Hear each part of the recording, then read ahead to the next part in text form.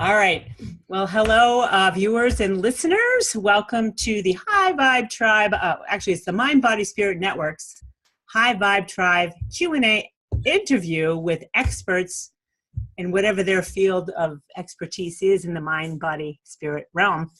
And today I'm like thrilled. And I have to say, Sandra, there's some lovingness I feel towards you already. Like, I feel like you are beloved. Like I'm like, oh, she's my beloved. I'm like owning you already for being a beloved one. So the energy is there. Like, I'm like, I hope she doesn't think I'm a freak, but I'm sure she won't. You know, she's a nature spirit lover. That's right. I'm an animal anyway. So anyway, we have a beloved, renowned spiritual leader in what she does. And her name is Sandra Ingerman. And the reason she's here today is because we're partners with the Shift Network that brings in like really amazing speakers and people that help shift the consciousness of the world in their, whatever realm they're working in. And so Sandra has an upcoming event with the Shift Network, which is called Discover the Spirits of Nature Global Community Program. And this is launching on May 21st or 22nd. Sandra, is that right? To get May in 21st, on it? yeah. Okay. Yeah. And so if you are seeing this or hearing this after that, you can still come to the links that I'm going to share below in the video, in the podcast, and on the blog post to connect with her in some way, because it's likely she'll be doing it like once or twice a year, right, Sandra? You typically do these invitations? Well, I do, and if I don't, sometimes the Shift Network makes them into evergreen courses. Yeah, so right. Of course. Which we're going to talk about that too. Yeah. All right. So let me brag a little bit about Miss Ingerman. She is an award-winning author of 12 books, and I'm not going to ramble them all off because we're on sabbatical right now. Don't tell anybody. But she made a little time with coffee and a croissant to come join us this morning. So I'm just going to read, what would you say is your most renowned book or most popular book that people would recognize, Sandra? Is there one, or they're all pretty? Well, the one that I started my work in the world was soul retrieval, mending in itself. And then I have written 12 books, but the books that came through big time spirit for me was Soul Retrieval, Medicine for the Earth, How to Heal Personal Environmental Toxins, and the Book of Ceremony, which is my latest book. Yeah. Okay. So that's only 3 we're mentioning. She is en route to publish 2 more, so we're not going to get into that unless we have time at the end. So let me just continue here. So she also is the presenter of 8 audio programs that's produced by Sounds True, which is another mind, body, spirit type of organization out of Boulder. I happen to know. I lived near Boulder for a little while, so I'm familiar with Sounds True and their founder there and all that they do. And I'm an affiliate of Sounds True as well, because it's all related. And we're trying to get, resources out to people that have no clue. And they want to have a clue as to what else is out there in the alternative space of healing and consciousness and things like that. And you're also the creator of the Transmutation app. Now, that's very high tech, woman, to have a transmutation app. Did Sounds True help you with that? No, actually, I had a friend help me with it, and we're actually having some problems right now because iOS keeps updating, and we're not in a place to update at the moment. So we're in a bit of a crisis that we're going to work out soon. Okay. I mean, I don't even get involved in apps. I do web development and marketing, but people like apps. I'm like, no, I'm not a developer. I'm a designer and a community builder. Yeah. Keep the technology away from me. Yeah. I mean, just keeping up with basic, web stuff is more than enough. Never mind apps. When I turn my computer on and it goes on, I can't believe it. That's how advanced I am technologically. Hey, there's spirit in that computer, woman. All right. So, so in addition to that, Sandra is a world-renowned teacher of shamanism, and I'm super interested in this, and I'm going to share a little story too about that and my dad. And has been teaching for more than 30 years. So I think she's got it going on here. She's taught workshops internationally on shamanic journeying, which I'm fascinated about what that's all about, healing and reversing environmental pollution using spiritual methods.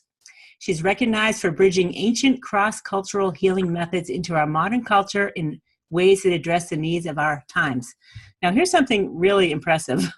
Well, this is the old news, that you're a licensed marriage and family therapist and professional mental health counselor.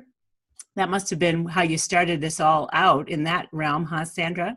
Just like basic one-on-one, helping people with their stuff.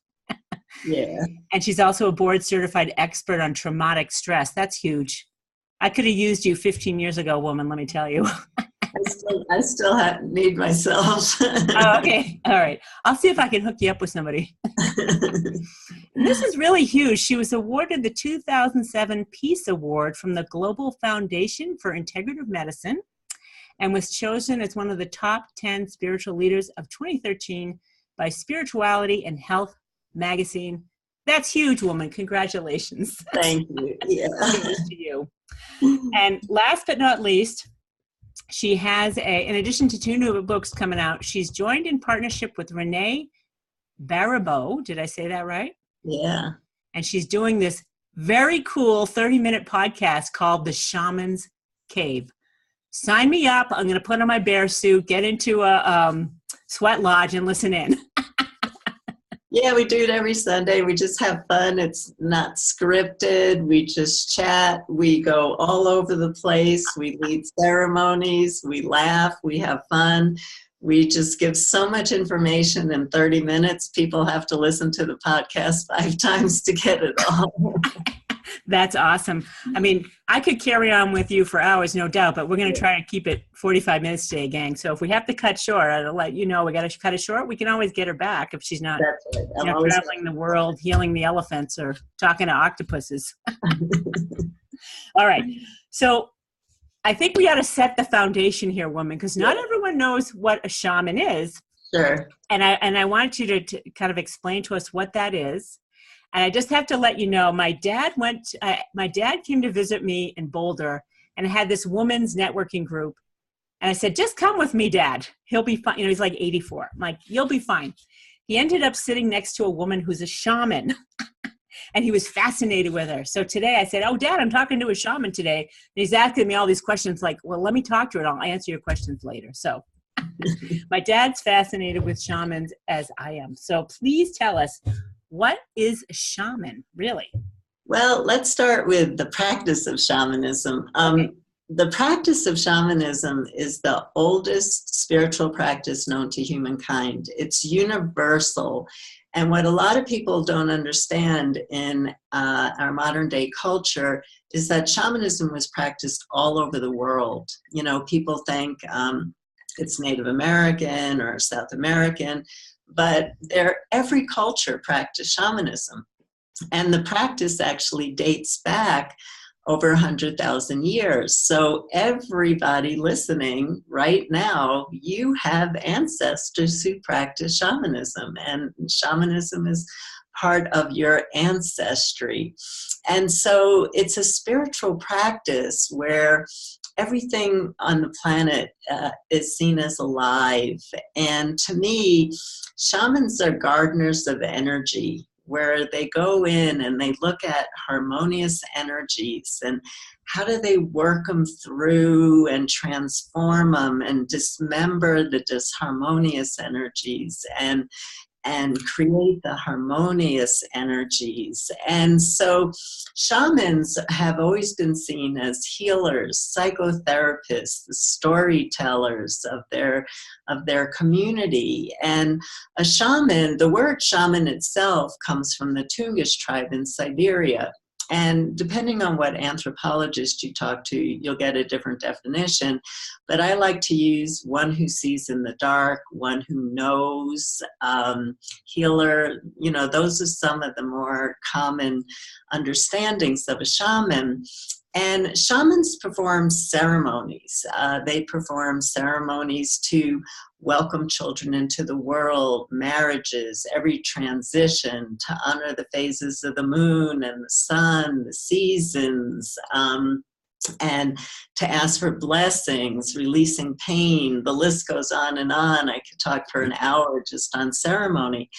But one of the classic ceremonies that a shaman performs is a shaman is a man or woman who goes into an altered state of consciousness, lifts out of their humanness, lifts out of their ego, their personality. And usually this is accomplished through the use of some form of percussion, drums, rattles, dancing, singing, bells.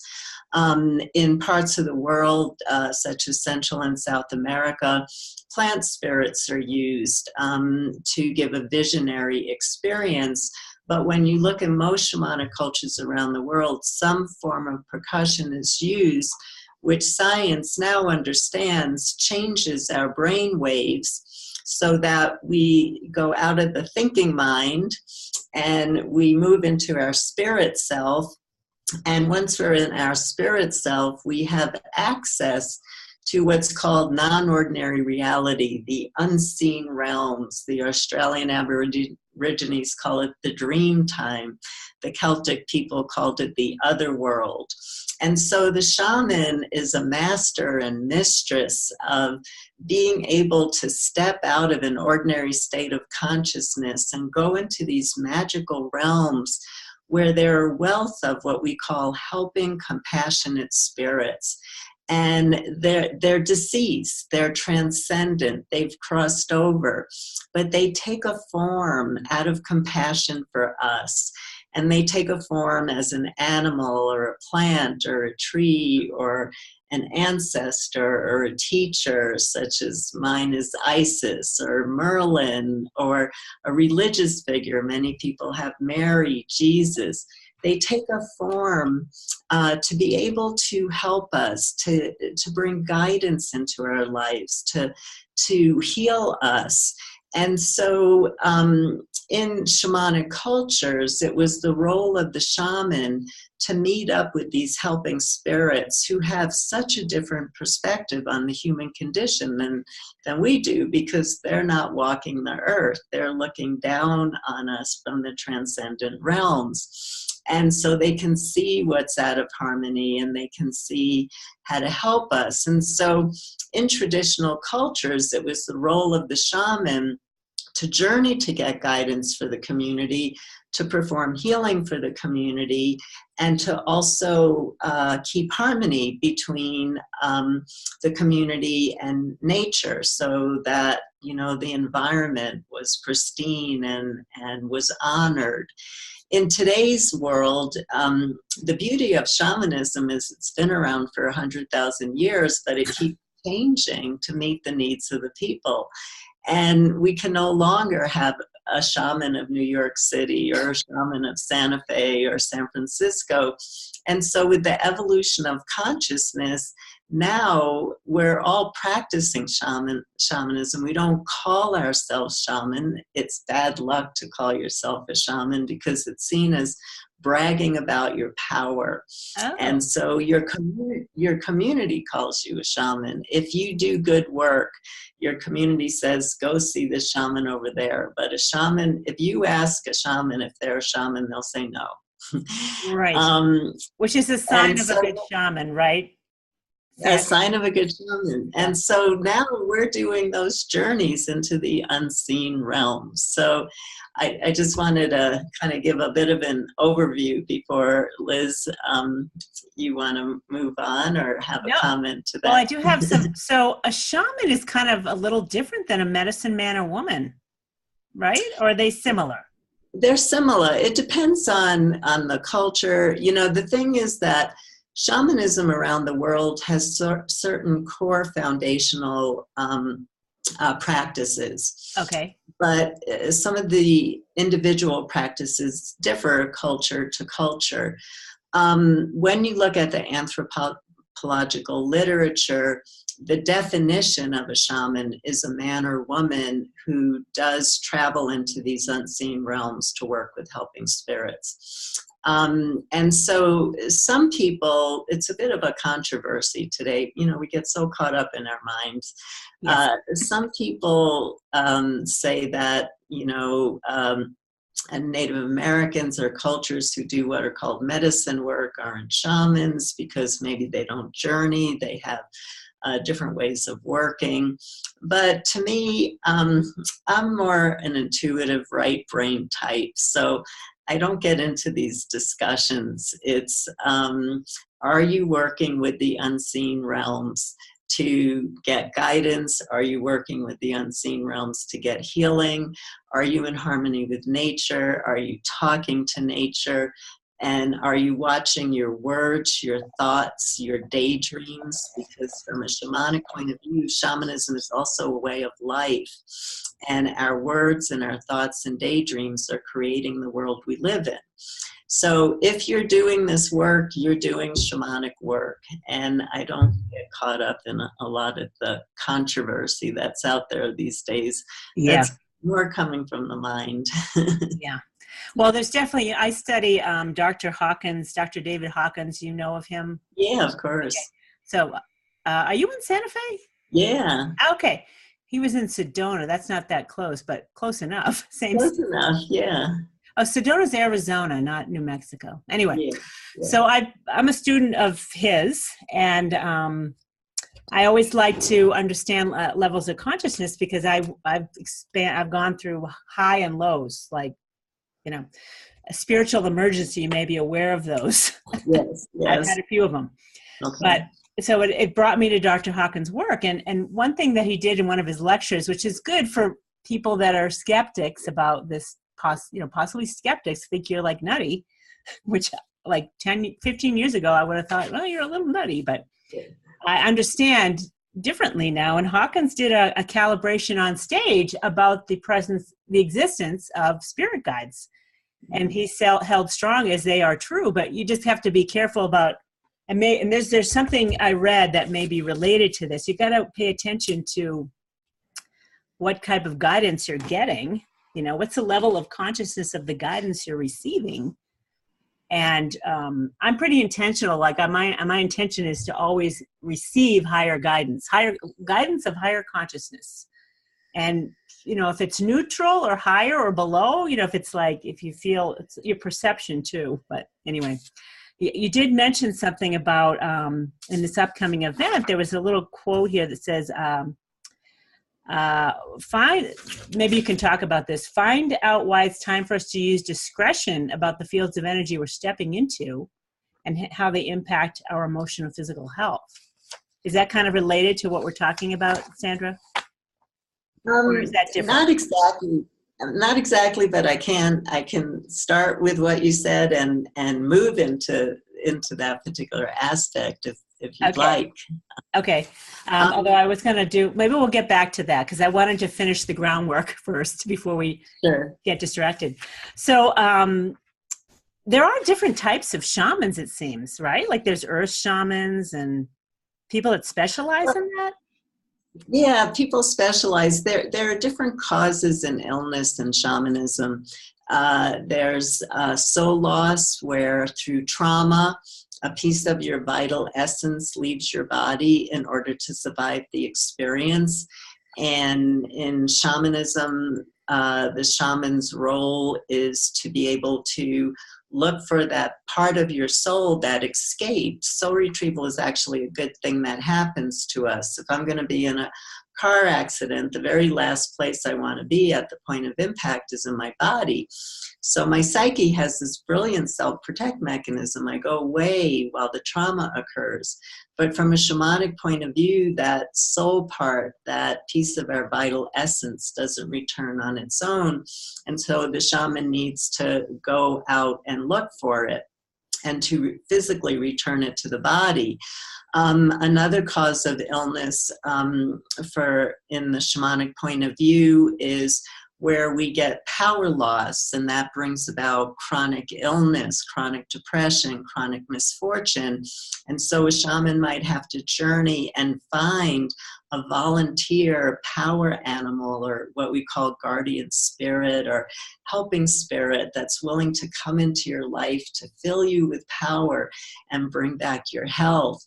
Or you might have, because you lost part of your soul or you lost your power, an illness has entered into your body, and that shows itself to the shaman as a spiritual block in the body. So you might have liver cancer, and there's a dark energy, something that doesn't belong in your liver, and then the shaman has to extract that. Or you're dealing with chronic pain and there's a spiritual blockage in your heart that's causing that chronic pain or chronic depression and or anger, and the shaman extracts that. So there can be spiritual blockages that cause localized emotional and physical pain that the shaman needs to extract. And then also when we die, it's believed that we go to the transcendent realms, but things go wrong, and sometimes souls get stuck here, what we call the middle world, and they don't cross over. And those are the spirits, Liz, you were talking about. Those aren't helping spirits. Those are not who you want to talk to. They're just stuck. They're ghosts. They're poltergeists. For many reasons, they decided not to leave, or they didn't know they were deceased. And so it's the role of the shaman to do what's called psychopomp work.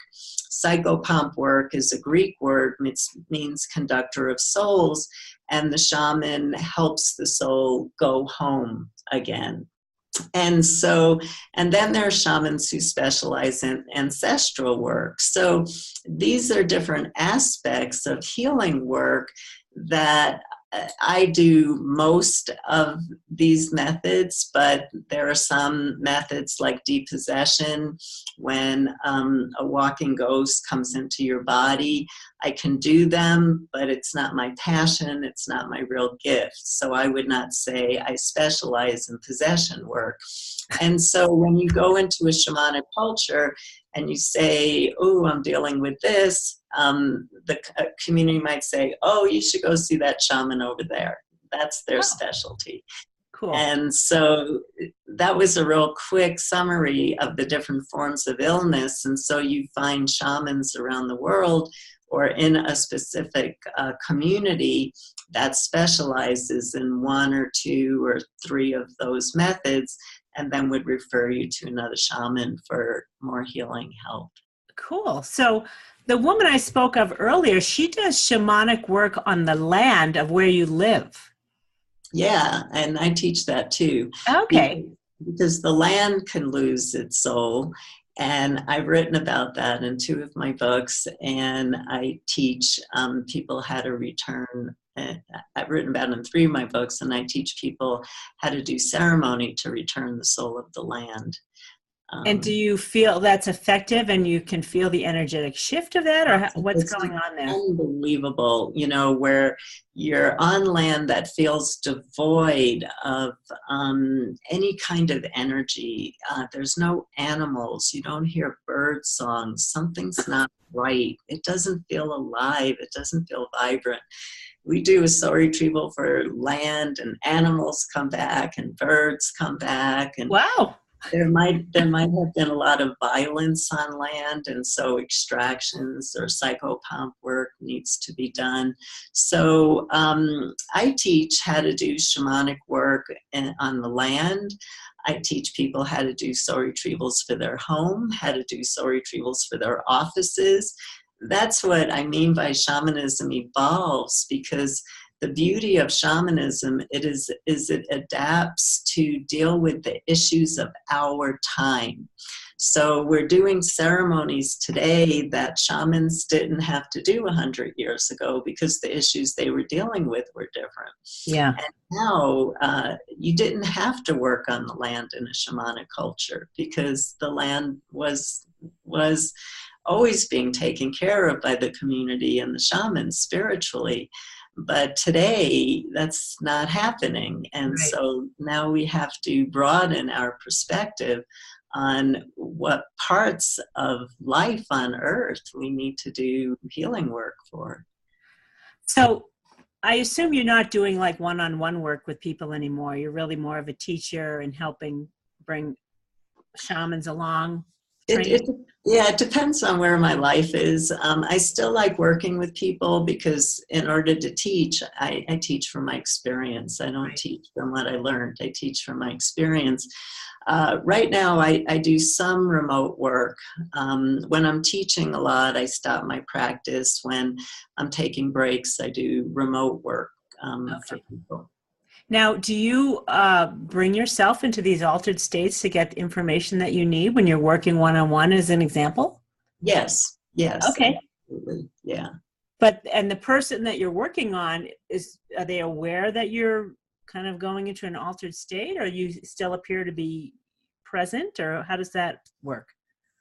Well, if a person's in my office, I spend about 20 minutes doing preparation work because shamans are what are called, and again, in the ethnographic literature, the metaphor used for them is a hollow bone or an empty reed. And what that means is that the shaman's personality steps away. The shaman's not doing anything. The shaman's not doing anything. It's the helping spirits. And so the shaman has to do a lot of preparation work to get the ego out of the way so that the spirits can come through, use their body to be able to perform the healing. So I sing, with my clients present, I sing a song that I've been singing for 35 years of doing shamanic healing work. I never sing that song unless I'm doing healing work or performing a ceremony, so it immediately shifts my consciousness. And I sing for about 20 minutes until Sandra Ingerman doesn't exist anymore, and the spirits are in the room working on the client. So if the client opens their eyes, they're going to see me. When groups watch me work in my workshops, when I do demonstrations, they start talking about all the spirits they see dancing around me, or a spirit coming with me. And, so if you're spiritually aware, you can see what's going on in the unseen part of the work. Okay.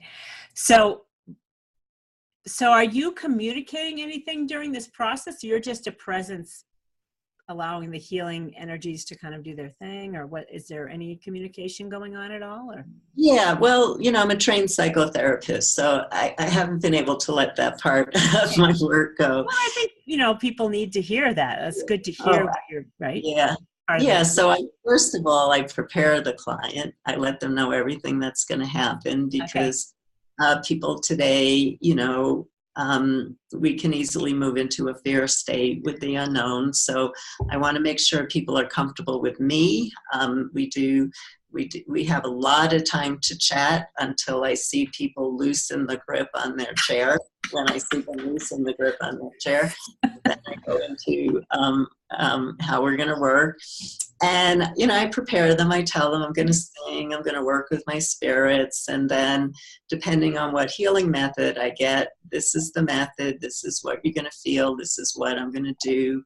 And then at the end, I'm going to play some music and sing while you just feel your body before I start chatting for half an hour telling you everything that happened. But I don't want you getting into your head after the healing. I want you to feel your cells filling up with the power of the light that has been returned from the healing work. And then we talk about the healing work together. Oh, okay, cool. All right. So, we don't have a whole lot more time. So I do want to get to, I want to introduce everyone out there to Sandra's online course you can take whenever you want it. And it's a Shamanic Journey-ing course, and it's called The Healing Power of Shamanic Journey-ing, How to Access Inner Guidance from Helping Spirits. And I want to just give a little more information that Sandra's been teaching this Shamanic Journey-ing, it's hard to say, I can't eat crackers and whistle and say that at the same time, to seekers and practitioners for more than 30 years. Learning this powerful practice helps you gain greater clarity and insight into any number of life challenges, from medical issues to difficult family dynamics and imbalanced relationships, even business and work struggles. So could you just tell us a little bit more about what Shamanic Journeying is, and what people can maybe expect from the class, except for I kind of told it, but maybe you can just kind of give us more. So I already talked about shamanic journeying because we work in the way that a shaman would. We do preparation work and we lift ourselves out of our humanness and we listen to percussion. I drum and each person gets to journey into the unseen realms and to ask for who are volunteer helping spirits. Is it an animal? Is it a human teacher? Is it an ancestor? Is it a tree? Is it from something from the Davic realm? Is it the wind or the sun? And on and on. Who is your helping spirit? And then that helping spirit, I've been working with my same power animal for 35 years. He's my most trusted friend. Which one is that, Sandra? I don't talk about who okay, he that's is. Okay. And he does my healing work for me.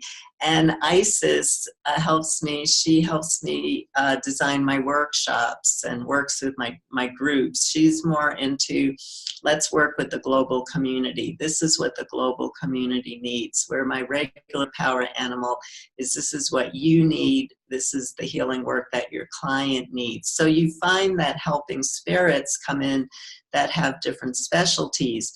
So in shamanic journeying, you yourself end up stepping into the role of a shamanic practitioner, as has been done for 100,000 years. And you get volunteer helping spirits. They want to help. They really want to help.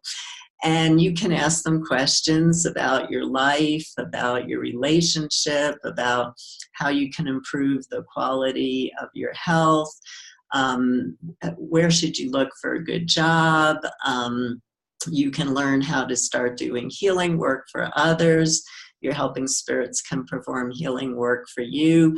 So shamanism is a practice of direct revelation, and that's what I love about it. There's no voting in shamanism. It's once you meet up with your helping spirit, they are your teacher. They are your guide. They are your healer. They show you everything.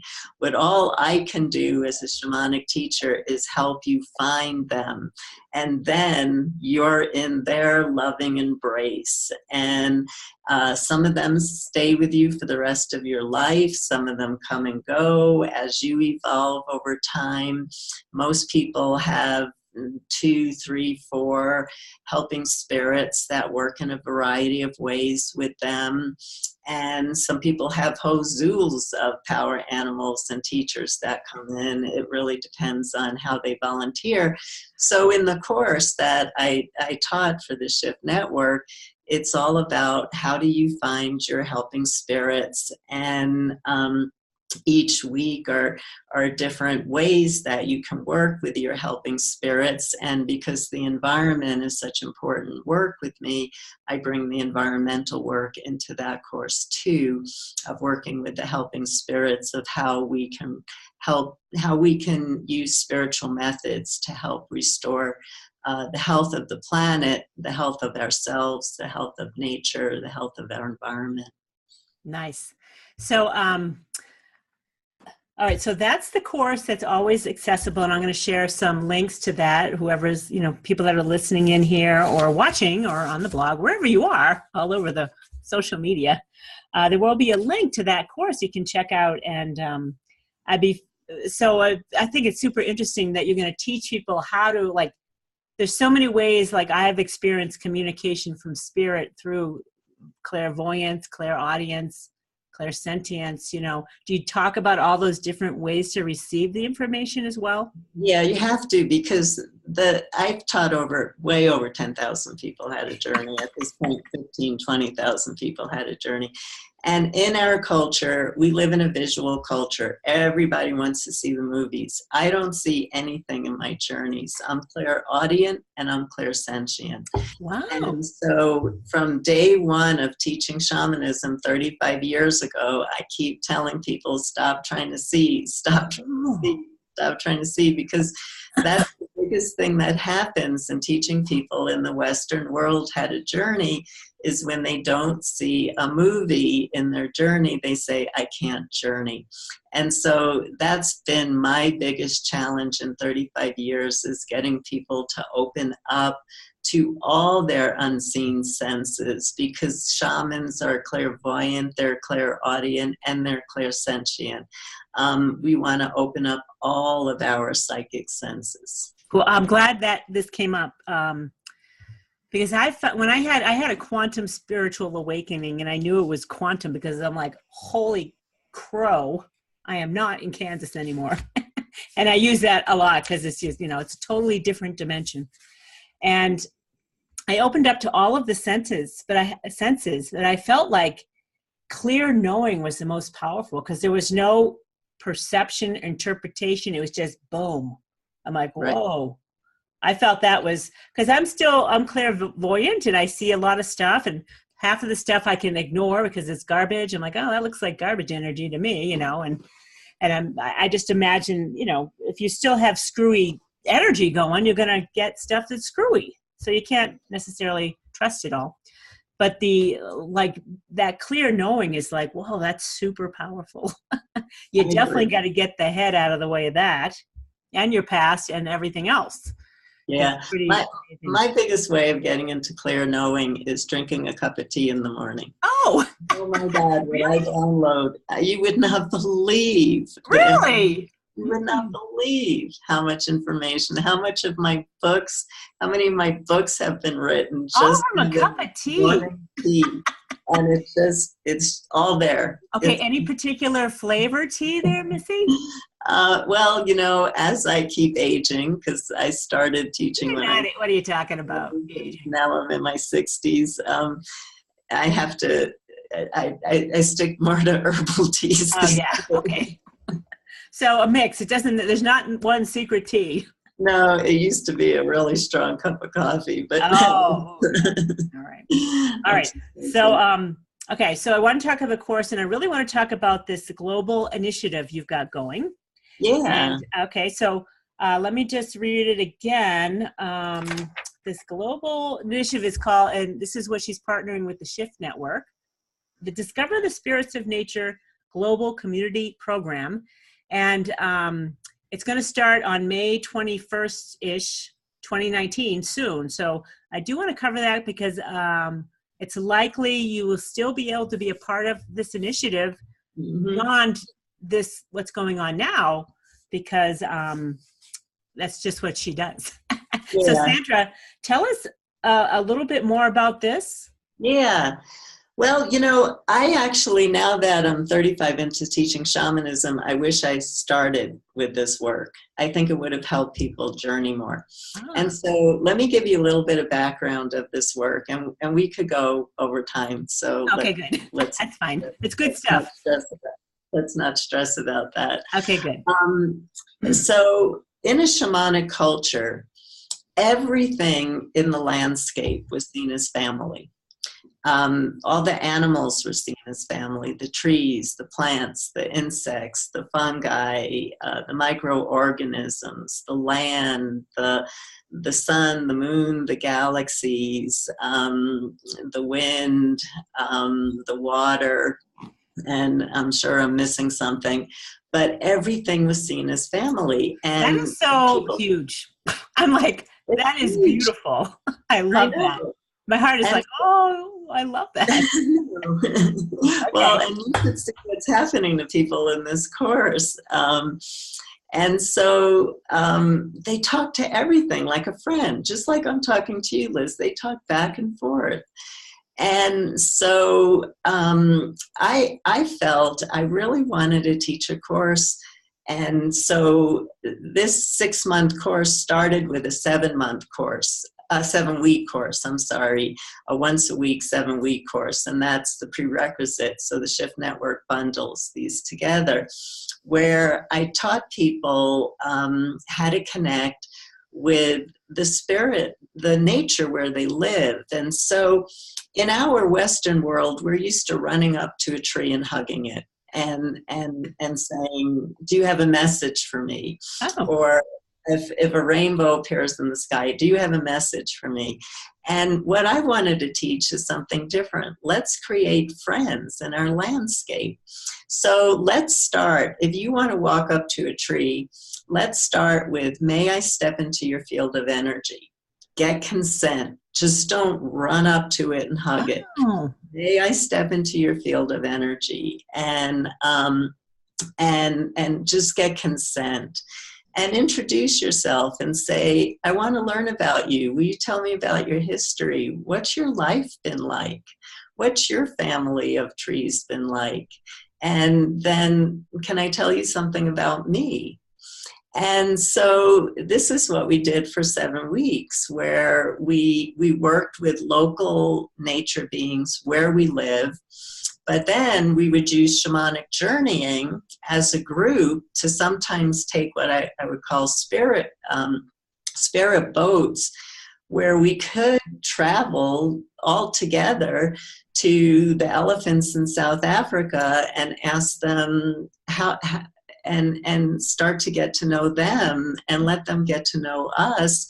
And then maybe start to learn about the gifts that elephants have. I mean, it's just amazing what they have to share for us on how to live on this earth, but not as a transcendent spirit, as a being we're sharing this earth with.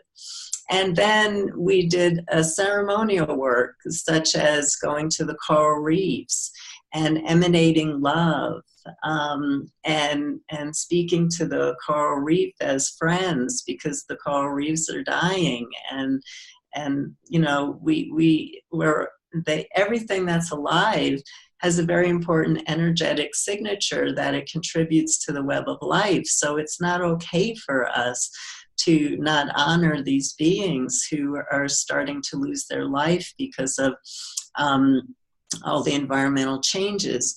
So the principle, the basic principle that I'm bringing into this course is kindness. What happens when we emanate love and kindness and honor and respect to everything that we share our local environment with and the planet with? And what are the conversations? Like, I have students living in New York City who are sitting on the concrete, talking to the land under the concrete as a friend, and asking about its history and what the land was like beforehand and what's its life like, and getting to know you. And so this is what's happening. This is what happened to people.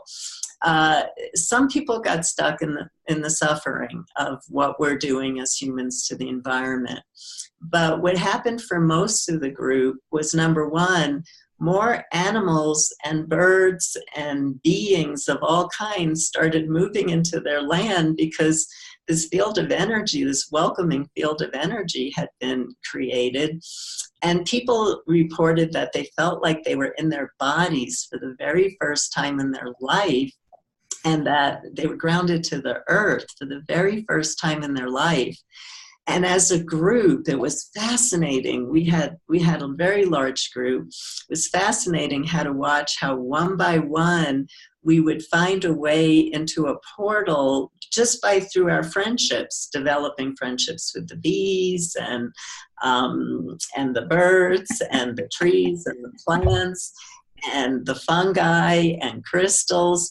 One by one, we all started leaving this dense collective, and we entered into another dimension of reality that's so filled with beauty, that it brought magic into people's lives that none of us imagined, including myself. It was the very first time I ever taught this course. Wow. And That's exciting. I went through a transformation that was amazing. Wow. The course was only supposed to be 7 weeks. And it was like, no, it's not time to end. And so because of my traveling and teaching schedule, I couldn't do a weekly part 2 to this course. So I decided we just continue the work once a month for 6 months. Oh, cool. And we go as far and deep as we can go. And so the part one course is bundled so that everybody gets the background and all the foundational material. And then we keep going. And I want to bring in, we had in part one, we had amazing experience journeying to dragonfly, which is one of the oldest insects on Earth. It's been here for 300 million years. I was going to ask you about that. And it hasn't changed. So can you imagine the What did the dragonfly have to say to you? I want to know. People were merging with them. I taught people how to merge with them, and they were saying they let go. They're beings of light. They're just beings of light, you know, and they have 30,000 aspects to their life. And so as people were able to merge with the dragonflies and see the colors, scientists say they see colors that we don't even know.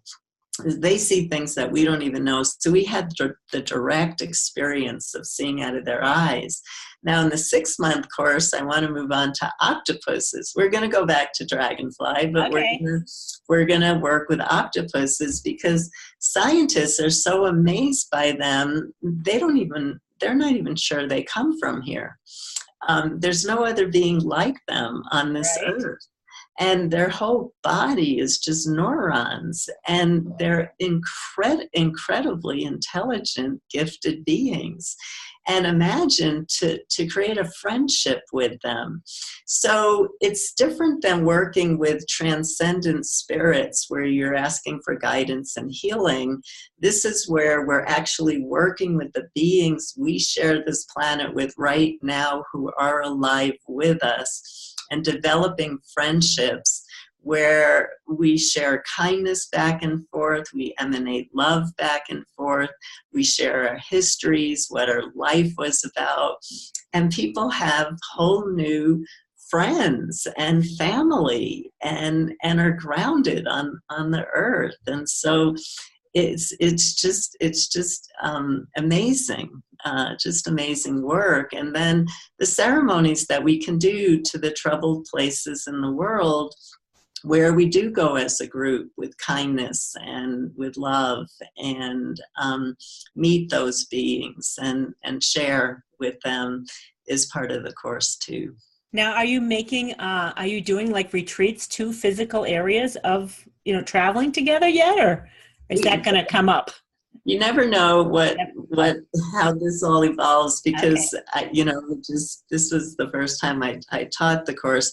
But what people are doing, we have our sessions, which are online, which we have to use Journeying for, because this is what we have. Yep. But then people doing the work outside in their communities, and so their land is changing, their perception of the city where they live is changing, because now they have friends, animal friends and land friends and element friends and family, and but who knows what the future brings. It might lead to doing some expeditions to certain places. I assume that's what you were doing already. So there you go. It's lining up. It's kind of like, Emoto's water experiment, of who that is. Did I say that right? Emoto? Is that the guy? Emoto. Yeah, Mr. Emoto.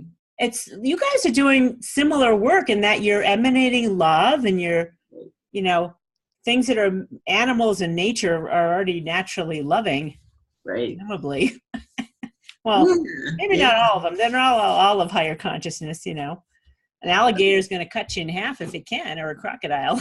Yeah, but there's still a lot that you can learn about them.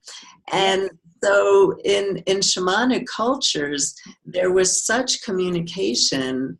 We don't have this now, but in shamanic cultures, the animals that the community ate, those animals sacrificed themselves to the community.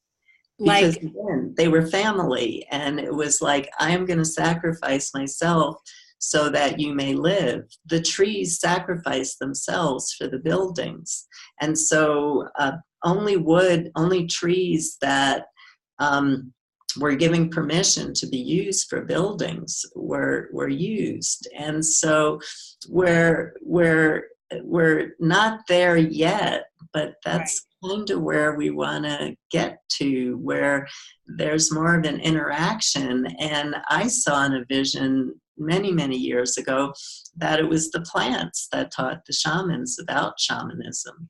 And, Oh, and it's the plants that in shamanic cultures, the plants taught the shamans how to harvest them, how to make them into medicine, and what the medicine was to be used for. And so the plants taught the shaman directly. So that's part of the course too, because we're working with plants. And so my students are having direct communication with the plants where they live and learning how to make their medicine or what they have to share with them. so you're really taking people all over the map with the course, like all different aspects, nature, plants, trees, earth, pretty comprehensive. And it's really intentional stuff. Like when you're talking about talking to the tree, a shaman going up to a tree and like, hey, can we use you for a house? They're like, no, but you can take Fred. Fred's all in. Fred's ready to move on. Like he wants to be your house. Like it's kind of like that, right? Yeah, that's the way it was in the shamanic culture. Okay, I have to tell you, this morning I was cutting some tulips. You can see behind me. And I stopped. I'm like, should I be cutting these tulips? And I'm like, would Sandra cut this tulip? What am I doing? So I'm just going with, I love you. Thank you for joining me. Yeah, and then you step into your field of energy. Step into my field. Would you like to share your beauty in my home, and may I bring you home? Well, like, how would I hear a no is the thing. Like, how would you feel a no? Like, what would you? Well, see, we use drumming and rattling to go into an altered state. Oh, right. I got to get out of my head.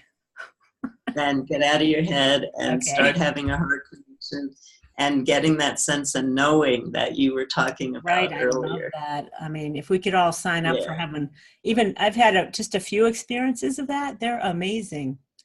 And I'm understanding, when I study consciousness, there's a pretty high level of consciousness you need to be at to get truth. And according to Hawkins, the mystic is like at 700, and there's very few people on the planet that are calibrating that high. So I got a little groundwork to do before I get that transmission.